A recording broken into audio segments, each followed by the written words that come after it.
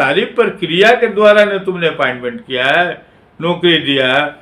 2 साल 4 साल 5 साल 10 साल 20 जो नौकरी कर रहा है लड़का लड़की, अब कहाँ जाएंगे बुढ़ापा में। आज हमारे साथ पूर्व रजिस्ट्रार डॉक्टर प्रोफेसर के सुमन सर है। सर, बिहार सरकार के शिक्षा विभाग ने एक अहम फैसला लिया है। 18 माह का जो डीएलएड कोर्स किए थे वो डीएलएड कोर्स करके भी शिक्षक बने हुए हैं। अब सरकार का फैसला आया है कि 18 माह का डीएलएड करने वाले सभी शिक्षकों को सेवा समाप्त किया जाए। ये क्या फैसला बिहार सरकार दे दी है? हमको हास्यास्पद लगता है और हंसी भी आती है दुखद स्थिति में कि तुमने डीएलसी का ऑर्डर तो डीएल जो 18 माह का था, तुम्हारे जो उस समय के गवर्नमेंट होगी उसी के गवर्नमेंट का पॉलिसी बना करके तुमने डीएल का सर्टिफिकेट डीएलएफ का सर्टिफिकेट मिला होगा। तो तुम्ही ने कानून बनाया, तुम्ही ने डिग्री दिलवाया और तुम्ही अपने अपॉइंटमेंट किया और आज कहते हैं कि इसको हटा दीजिए। और तुम शिक्षक क्या करेंगे? अरे इस काम तो तुमको एडवर्टीजमेंट क्या उसी समय देखना चाहिए कि ये गलत है। गलत कहाँ से भाई? तुमने डिग्री दिलाया, तुम्हारा आदेश से ही पारित हुआ, तुम्हारा आदेश से लड़के लड़कियां डीएल का डिग्री लिया, उसके बाद वो नौकरी पाया और नौकरी के विधिवत तुमने दिया है, एडवर्टीजमेंट किया है, इंटरव्यू लिया है और तब जाके अपॉइंटमेंट किया है, पोस्टिंग किया है, सब लोग काम कर रहे हैं।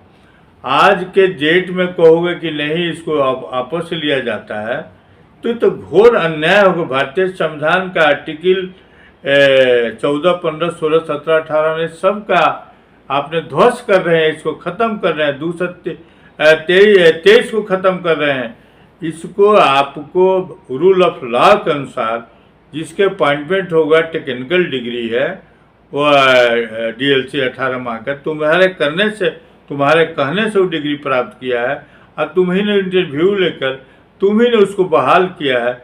इस पर पुनः विचार, इसको हटा देना ये कहाँ से संवैधानिक दृष्टिकोण से सही है? रूल ऑफ लॉ कहता है, ब्रिटेन से हम लिए हैं रूल ऑफ लॉ, भारतीय संविधान में बाबा साहब ने लिखा है रूल ऑफ लॉ का मतलब कि कानून के समक्ष सभी इक्वालिटी बिफोर लॉ, सब एक समान है।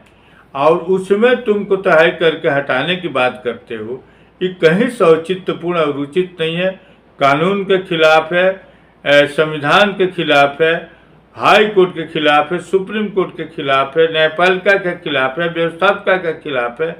जो हो गया है, एक तो तुमने नौकरी देते नहीं और 2 बच्चे लेकर के इतना नहीं पढ़ लिख करके कितना दिन से काम कर रहे हैं।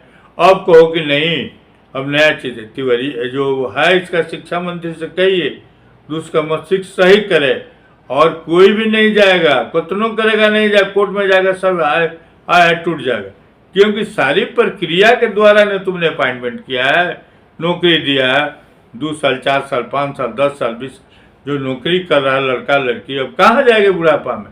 ये तरह का कानून करना कि नहीं 18 मन वाले डिग्री डिप्लोमा उसको हम नहीं मानेंगे, तो मानेंगे नहीं तो आपने दिया कैसे, आदेश कैसे दिया, आपने इंटरव्यू एडवर्टीजमेंट कैसे किया, आपने इंटरव्यू कैसे किया, आपने अपॉइंटमेंट कैसे किया, आपने पोस्टिंग कैसे किया, ये चीज़ सब चीज़ को समझिए।